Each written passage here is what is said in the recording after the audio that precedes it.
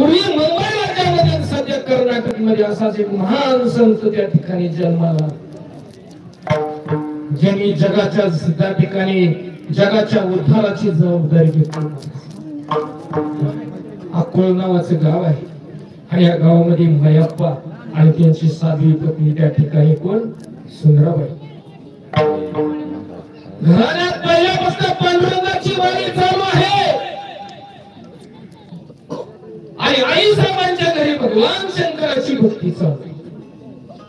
लहानपणापासून त्या ठिकाणी भगवानचे भजन करावं, भगवान शिवाची पूजा करावी, प्रार्थना करावी. नमः शिवाय, ओम नमः शिवाय, नमः शिवाय, गंगाधराय शिव गंगाधराय, हर हर भोले नमः शिवाय, नमः शिवाय. ओम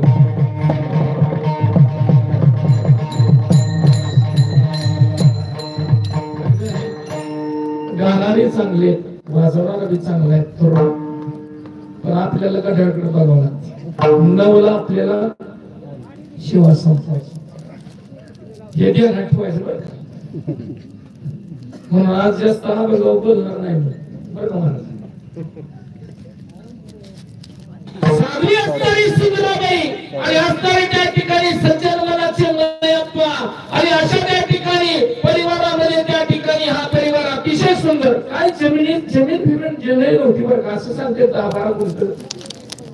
म्हणला मनामध्ये त्या ठिकाणी भगवंताची भक्ती त्यांच्यावर रुजलेली होती. असं करता करता त्या ठिकाणी दोघांचं लग्न लागल्यानंतर आणि पहिल्यांदा एक मुलगा झाला, त्याचं नाव त्या ठिकाणी भैरव. आई साहेबांना त्या ठिकाणी असं वाटू लागलं की आपल्याला भगवंताची भक्ती जास्त होऊ लागली. रोज भगवान शंकराच्या मंदिरामध्ये जावं, रोज भगवान शिवाची प्रार्थना करावी. देवा मला असा एक मुलगा दे, तो जगामध्ये त्या ठिकाणी श्रेष्ठ होईल, सारं जग त्याच्या पायावर पडेल, असा एक वारकरी मुलगा त्या माझ्या पोटी जन्माला येणार. शंकराच्या मंदिरात झालं की त्या ठिकाणी रोज त्या ठिकाणी म्हणावं, ए भोळ्या शंकरा, ए भोळ्या शंकरा, आवड तुला बेलाची, आवड तुला बेलाची, बेलाच्या पानाची, ए भोळ्या शंकरा, श्री भोळ्या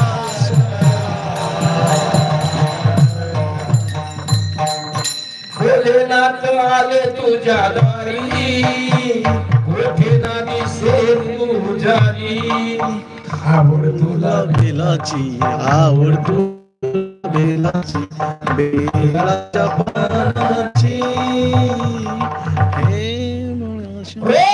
शिवाची प्रार्थना करावी. संकल्प केलेला आहे, सत्य संकल्पाचा.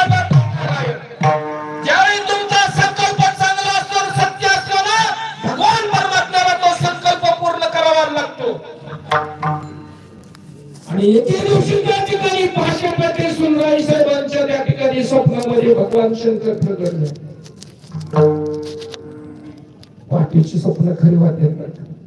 याचा आमच्या तुकोबाराया सापडली वाटी जाता गंगा स्नाना, मस्तकी तुझा भोजना मागोती तूप पावशे, पडला विसर स्वप्ना.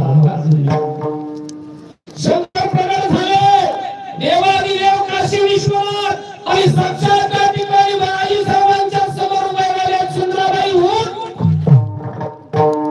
तुझ्या भक्तीला मी प्रसन्न झालेलो आहे. बोला काय मागायचं. शंकर याला प्रसन्न झाले का नाही, लय बोलत आहे होत. परीक्षा तेवढंच घेत, बोळा म्हणजे बावळाट नव्हता. तिने 3रा जर डोळा उघडला, हा काय राहील का माणसं म्हणते बोळा. बोळा म्हणजे भक्तीला बोलून तो इतका भक्तीला बोलतो की त्याला त्या ठिकाणी इतका आनंद